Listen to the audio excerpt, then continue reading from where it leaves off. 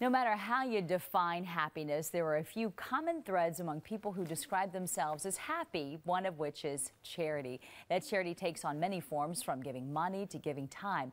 In fact, it has been found that volunteer work can actually be good for us. Here to talk more about that is psychotherapist Jo Rapini. Good morning to you. Good morning, Melissa. Let's talk about volunteering, because I know any time that I feel like I don't have time and still do it, I feel better. It makes a difference. It makes a huge difference, and that isn't just happening in our minds. That also happens, literally in our bodies. Our heart becomes stronger, our thinking is clearer, and it also helps minimize depression.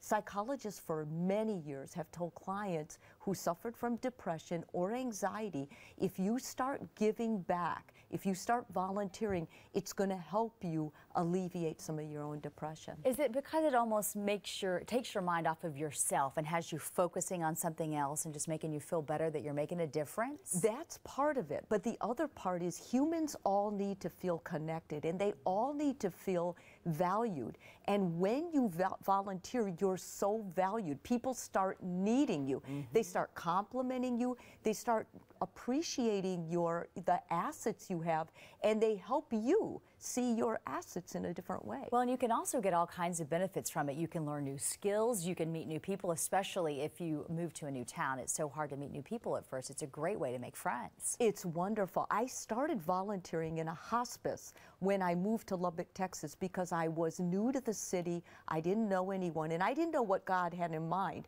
but I ended up getting a job as the psycho-oncologist for a cancer center. That hospice training was imperishable to me. I don't know what I would have done had I not had that. That is such an interesting concept. Okay, so let's talk about if it's true that some mental health experts will prescribe thinking. I want to go back into that. How many people do you think actually do that? I mean, do you think they say it quite a bit? Oh, I think it happens a lot, and especially today, we have a lot of teens growing up that are really thinking that they should just get from society. They should just get from the community. And rather than that, you parents can really help your teens by getting them to volunteer. Get out of their own egocentric thinking. Sometimes it can be difficult to figure out, where would I fit in? What kind of organization do I go to? So you think a list might help to break it down? Yes, I think a list, because sometimes when you go into an organization that's really not you, let's say you like working with the elderly and they put you in some kind of a teen home or doing some kind of mental health work, you might not be comfortable with that. So if you know what you can do, then usually the volunteer people in Houston can help put you in the right place. And I want to ask you about something, because I know recently you talked to a woman who had sought help from the Salvation Army. Yes. Tell me about that situation. She was incredible. I think they have some clips of her. Her name was Danielle, and she had 4 children, and she had fallen on hard times. She had been battered. She had been beaten and hurt. She came to the residence part of the Salvation Army. They actually house women. They take their children. They give them a clean room. They give them meals, and they also end up having school buses come picking up the children.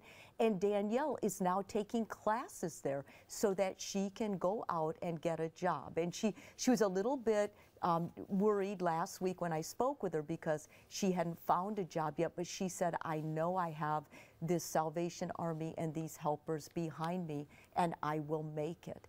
And she's a classic example of someone who is learning, who is bettering society because others are giving. And look at that smile on her face that we saw just moments ago. She genuinely looks happy. And what a tough situation that she's come from. She's just a really good example to show what and how you can make a difference. And you know what, Melissa? It's as simple as things. They feed them. Their little kids need clothes. The women need clothes. If you have a skill you can do, like teaching computer science or anything with computers, you can volunteer an hour a week or a month and look at what you can do. You are giving back to your community. There's also a group that I worked with before called Volunteer Houston, and they'll actually break down and help you decide where you can fit in and who needs the most help. So they've been tweeting with me. I've been tweeting about this segment, and they're coming back, and they're and so is Anise Parker. She's very much promoting volunteer. Don't give to people on the curb. Give to these shelters. Well, an autopsy was being carried out on Emmy